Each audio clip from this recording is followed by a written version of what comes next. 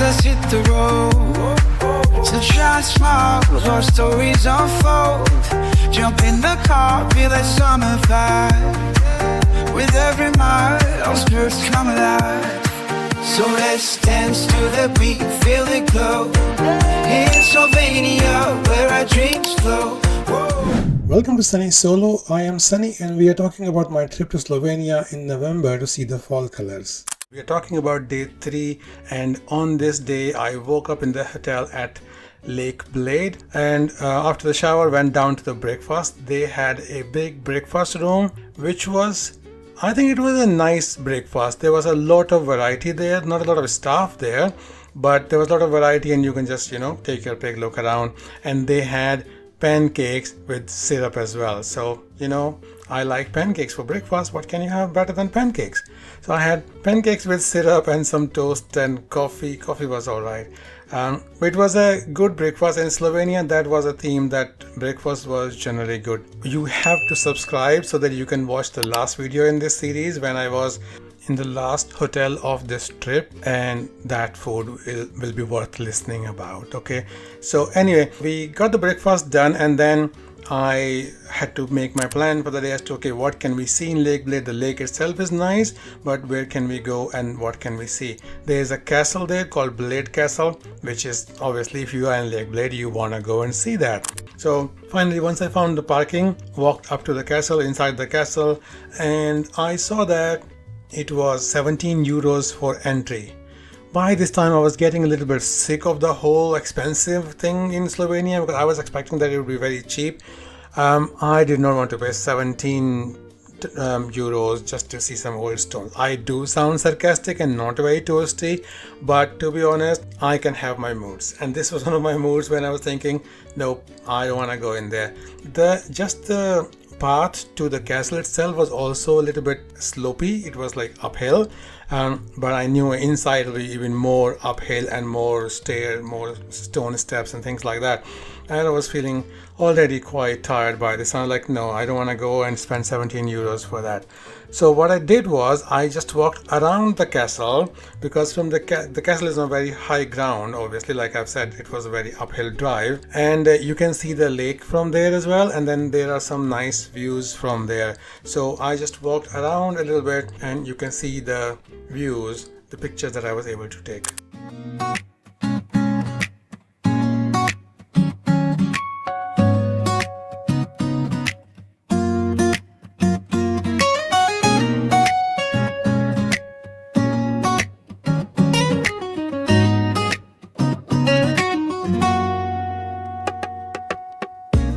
Another thing that I have noticed in tourists is that usually tourists are quite well behaved.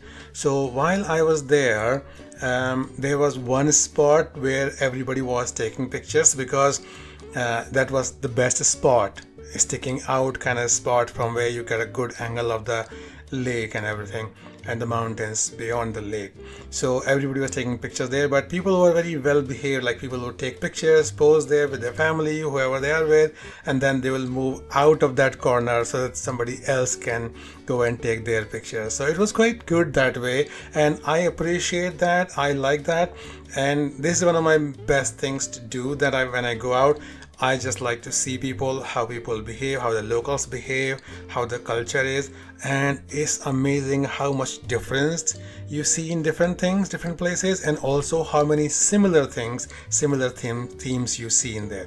Okay, so next we come to a very delicate part, which is, as I was taking pictures and doing some videos and everything around there, everywhere I could go and climb around the castle without going inside, did all of that. Then I was feeling like, oh, I need to go to the loo. And there was a next spot which was a high vantage point where I wanted to go. I had checked it with ChatGPT and Google, and I said, okay, let's go there.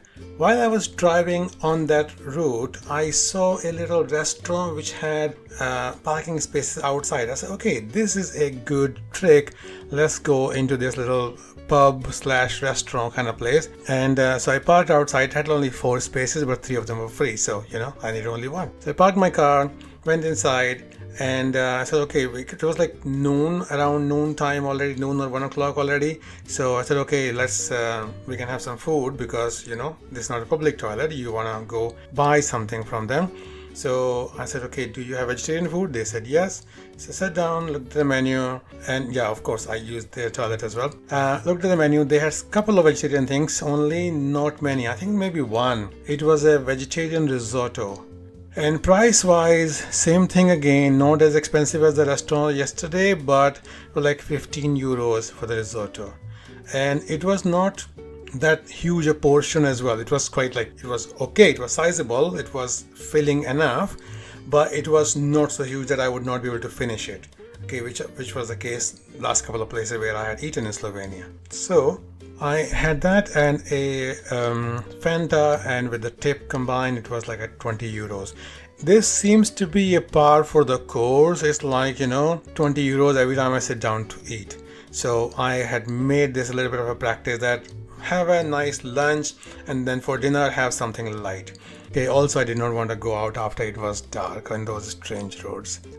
So we finished that, and then from there I drove towards my spot which I had picked out on ChatGPT. And it was all very small streets, very residential kind of streets, small houses, like a village kind of setting. So I was getting a little bit concerned, am I going in the right direction? Is this the right area? Because it was a chilly afternoon already, about 2:30, 3 o'clock kind of time. I wanted to get a sunset picture, so that's why I was looking for a high point. In all the time I was there, about half an hour I was fooling around there, I saw maybe one car coming in, and that was somebody just coming back to their home. So let's move on to the next vantage point. So I looked at other options that ChatGPT had given me for nice places, and the next place was West Promenade. So okay, let's go to West Promenade. So from there, about 15 minutes drive to come back down into the little town and go to the lakeside, to the promenade. And this place is exactly the same place as the exhibition center. I had been on those roads, on the little side street, looking for a parking, and it was just like, if you come out of the exhibition center, go straight, there's a little lane, keep going along, and you will see the lake, and that's the promenade. So this time I was lucky that I found a space which was slightly bigger than my car, because I'm very nervous in parking, but I was able to park. It took me 10 minutes to park, and it was a nice comfortable place, like you can leave your car there. By the way, parking near the castle was €3.30. So nothing is cheap in Slovenia. But anyway, so I could park it comfortably and forget about the car and then just go to the promenade. The promenade is a good place if you want to walk around. It's a really, really nice long walk. I did not take the whole walk, but there is a nice walk, some slope, but otherwise nice. And you can see the castle up on the side, on the top of the hill. And and there were lots of people walking around with their families and stuff. And what I did was I walked as far as I could before I found a bench. I love benches because when I'm flying a drone, the benches are a great place to put my camera back down easily and safely, and there I can sit and just comfortably fly the drone without looking too conspicuous.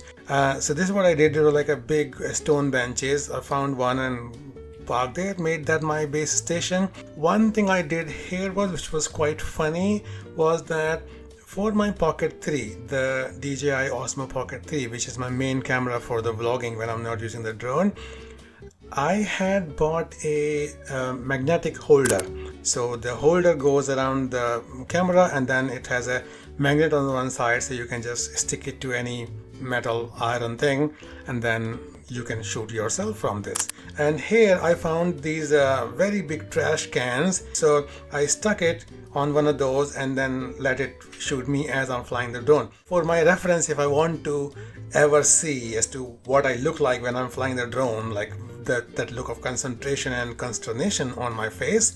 But what happened was, I watched it later, this camera, it does a face tracking, okay? So it was tracking my face, but because I'm slightly away and somebody walked by behind me, people were a little bit curious. I've looked at the camera video and I've seen that people were a little bit curious. Nobody talked to me, nobody bothered me, but they were a little bit curious as to what am I doing. And somebody passed behind me, and this person passed so close by the camera that the camera got his face instead of mine, and then it turned with that person. So he went on his own way, but the camera turned around like 180 degrees and it was not looking at me at all. But that video is much more interesting and funny than the video of me, which I had actually intended. Because what happened was, although I thought nobody was looking at me and nobody was bothering me, but there were lots of people who were looking at me and pointing to each other like, oh, there's a drone, look, that guy. And they also saw my camera, the DJI Pocket 3 as well, and they're like, oh, there's a camera here. So some of them are making faces, some of them are a little bit annoyed, semi-annoyed, kind of, so that I don't know. There's some people are spending too much time looking at the camera as well, so that became a little bit of a funny video. Anyway, I did fly the drone there. It was a good way, it was a good use of the drone, because although the colors were not that great, but let me show you that, and then we'll finish the video here while you enjoy the view of Lake Bled, and I'll tell you about the next day in a second. Do subscribe so that you don't miss the next videos about Slovenia.